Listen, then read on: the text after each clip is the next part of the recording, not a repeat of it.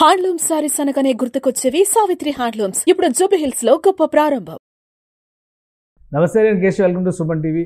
ఆంధ్రప్రదేశ్లో భారీ వర్షాలు అతలాకుతలం చేస్తున్నటువంటి పరిస్థితి. అందులో ముఖ్యంగా మహానగరంగా చెప్పుకునే విజయవాడ ఇప్పుడు అల్లాడిపోతుంది. ఎక్కడ చూసినా కానీ కాలనీలన్నీ నీట మునిగాయి. పైనుంచి చూస్తే భారీ ఎత్తున వరద నీరు వచ్చి కృష్ణానదిలో పొంగి పొర్లుతున్నటువంటి వాతావరణం.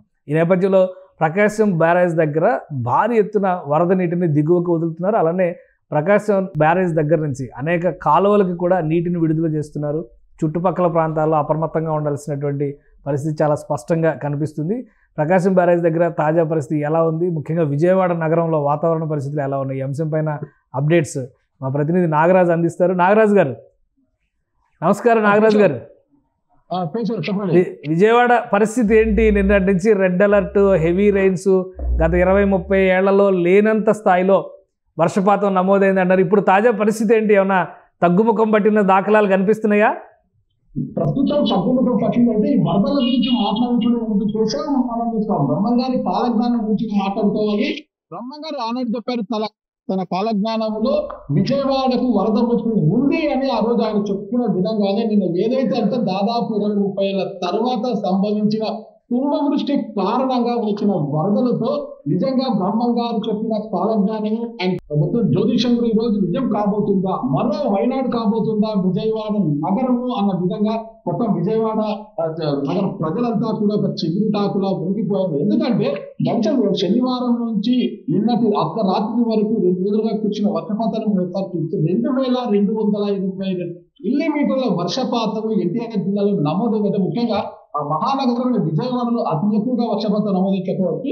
అసలు ఇక్కడ విజయవాడ పరిస్థితి తీసుకుంటే విజయవాడలో పక్కనే కృష్ణమ్మ పర్వతం ఎక్కుతుంది. దానితో విజయవాడ నగరం కనిపించినా కూడా కొండ ప్రాంతాలు ఎక్కువ ఉంటాయి. కొండల కింద కావచ్చు, కొండల పైన కావచ్చు, ప్రజలు ఇక్కడ ఇల్లు నిర్మాణాలు చేసుకొని నివసిస్తుంటారు. అంటే సాధారణంగా కురిసే వర్షానికే కొండలపై నీళ్లు పడి ఆ నీళ్లు కిందికి వస్తేనే రోడ్లు ఇక్కడ మునిగిపోయి కలిసింది. అలాంటివి నిన్న 2 రోజుల నుంచి కురిసిన భారీ కుంభవృష్టి కారణంగా రోడ్లన్నీ కూడా జల దిగ్బంధంలో చిక్కిపోయి ప్రజలు బయటికి రావడానికి కూడా భయపడే పరిస్థితి. ఒకవేళ ప్రజలు సాహసించి బయటకు వచ్చి కూడా వరద ముప్పులో చిక్కుకుపోయి కూడా చాలా ఇబ్బందులు పడ్డారు. హోటళ్లు అన్ని కూడా ఇక్కడ కూర్చోవడంతో చాలా మంది ఇబ్బందులు కూడా పడ్డారు. అసలు ముఖ్యంగా చెప్పంటే జాతీయ రహదారితో పాటు అంటే గుంటూరు, విజయవాడ, ఇట్లా విశాఖపట్నం జాతీయ రహదారితో పాటు రైలు మొత్తం కూడా ఇక్కడ ట్రాఫిక్ స్తంభించిపోయింది. ముఖ్యంగా రైళ్ల ప్రయాణికులు సైతం కూడా గమ్యస్థానాలకు చేరుకొని రైలు అందుబాటు పడాల్సి వచ్చింది.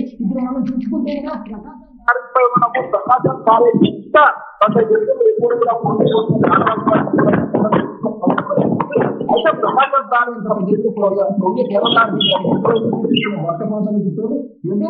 తెలంగాణ రాష్ట్రంలో ఖమ్మంలో కూడా భారీ వర్షం కురవడంతో దిగువ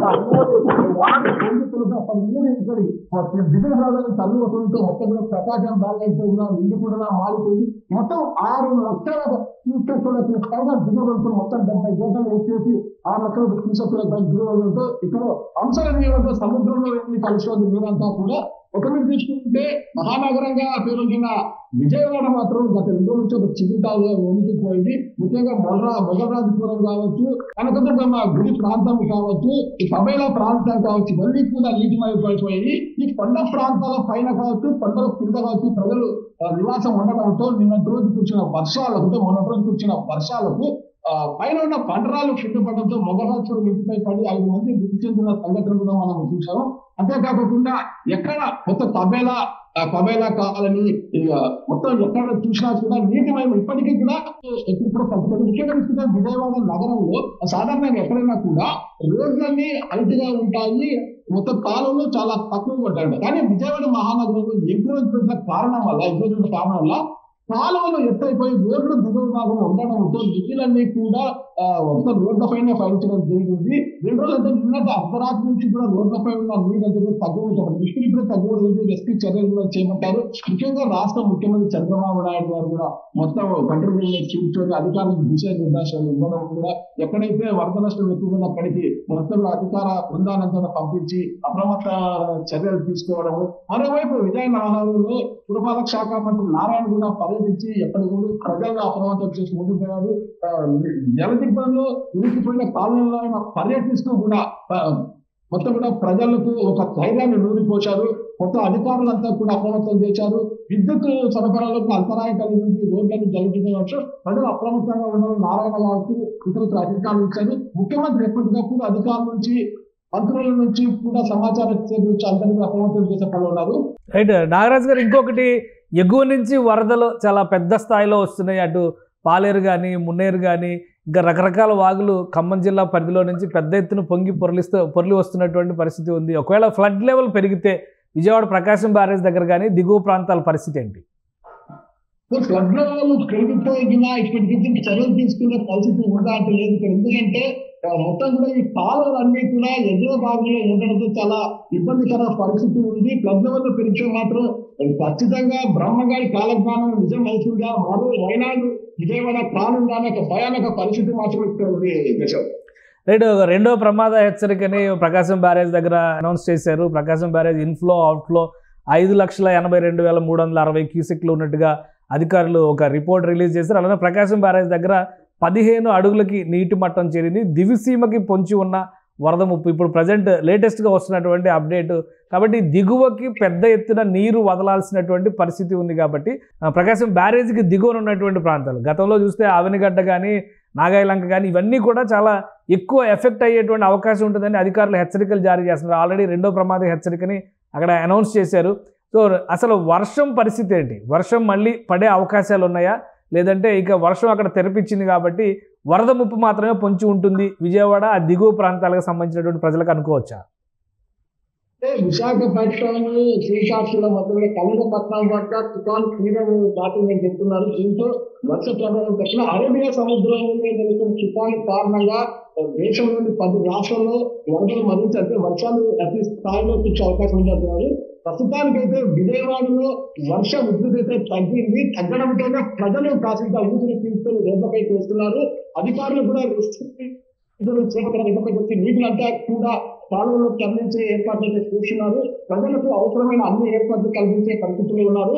రైట్ నాగరాజు గారు, ఇక సహాయక చర్యల విషయంలో ప్రభుత్వ యంత్రాంగం కానీ, ప్రజాప్రతినిధులు కానీ అక్కడ అందుబాటులో ఉంటున్నారా? ఎక్కడికక్కడ రిలీఫ్ మెజర్స్ తీసుకోగలుగుతున్నారా? ఖచ్చితంగా చేశారు. ఎప్పటికప్పుడు అధికారులు అప్రమత్తం చేయడం, ముఖ్యంగా రాష్ట్ర ముఖ్యమంత్రి చంద్రబాబు నాయుడు గారు చాలా అభివృద్ధిగా ఉన్నారు. కంట్రోల్ నుంచి ఎప్పటికప్పుడు విషయాలు తెలుసుకుంటే అధికారులు అప్రమత్తం, మంత్రులు, ఎమ్మెల్యేలు ఆ ప్రాంతం తెలుసు. ముఖ్యంగా పురపాలక శాఖ మంత్రి నారాయణ మొత్తం నీటి ప్రవాహంలోనే నడుస్తూ కూడా ప్రజల్లో ఒక ధైర్యం కల్పించడంతో వాళ్ళకి కావాల్సిన సహాయక చర్యలు అందించడంలో కూడా నారాయణ గారు తీవ్రంగా ఉనికిపోయారని చెప్పేసి, మరోవైపు అధికార యంత్రాంగం అంతా కూడా నీళ్ళలోనే అలాగే నడుస్తూ జల దిగ్బంధంలో ఉన్న కాలనీలకు వెళ్తూ ప్రజలకు సహాయ సహకారాలు అందించే ఏర్పాట్లు చేస్తున్నారు.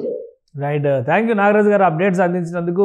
విజయవాడ పరిసర ప్రాంతాల్లో ప్రకాశం బ్యారేజ్ దగ్గర రెండో ప్రమాద హెచ్చరికని అనౌన్స్ చేయడం, దిగువ ప్రాంతాల్లో జాగ్రత్తలు తీసుకోవడం పైన అధికారులు ఫోకస్ పెట్టారు. అలానే ప్రజాప్రతినిధులు అందరూ కూడా దాదాపు బాధిత ప్రాంతాల్లో పర్యటనలు చేస్తున్నారు. ముఖ్యంగా కొండ చర్యలు విరిగిపడినటువంటి ప్రదేశాల్లో మున్సిపల్ శాఖ మంత్రి నారాయణ, ఎంపీ కేశినేని శివనాథ్ వీళ్ళందరూ కూడా అక్కడ పర్యటన జరుపుతున్నారు. అలానే ఆంధ్రప్రదేశ్కి సంబంధించి పౌర సరఫరాల శాఖ ఒక కీలకమైనటువంటి ప్రకటన చేసింది. సెప్టెంబర్ 24 నెలకు సంబంధించినటువంటి ప్రజా పంపిణీ సరుకులకి సంబంధించి ఈ వరద ప్రాంతాల్లో కూడా ప్రత్యేక ఏర్పాట్లు చేయాలని చెప్పని డిసైడ్ చేసింది.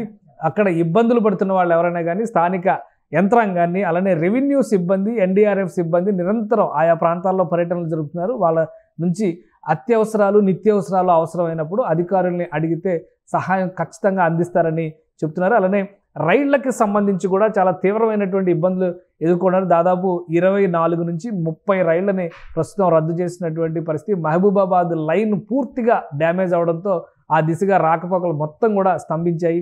అలానే ఖమ్మం జిల్లాలో వాగులు పొంగి పొర్లుతున్నటువంటి నేపథ్యంలో కార్లు కొట్టుకొస్తున్నాయి. కోదాడ పరిసర ప్రాంతాలకి 2 కార్లు కొట్టుకొచ్చినట్టుగా సమాచారం అందుతోంది. అయితే కోదాడకు చెందినటువంటి వాసి ఒక అతను చనిపోయినట్టుగా, అందులో ఆ కారులో మృతదేహం ఉన్నట్టుగా గుర్తించారు. మిగతా వివరాలు తెలియాల్సినటువంటి అవసరం ఉంది. అలానే రెండో కారుకు సంబంధించినటువంటి సమాచార సేకరణ పైన కూడా అధికార యంత్రాంగం దృష్టి పెట్టింది. ఇటు తెలంగాణలో, అటు ఆంధ్రప్రదేశ్లో ముఖ్యంగా సరిహద్దు గ్రామాల్లో భారీ వర్షం, భారీ వరద ముప్పు పొంచి ఉంది. కాబట్టి ఆయా ప్రాంతాల ప్రజలు మాత్రం క్షణక్షణం అప్రమత్తంగా ఉండక తప్పని పరిస్థితి ఎదురవుతోంది. సుమన్ టీవీలో మీ పర్సనల్ అండ్ బిజినెస్ ప్రమోషన్స్ కోసం కింది నెంబర్కి కాంటాక్ట్ చేయండి.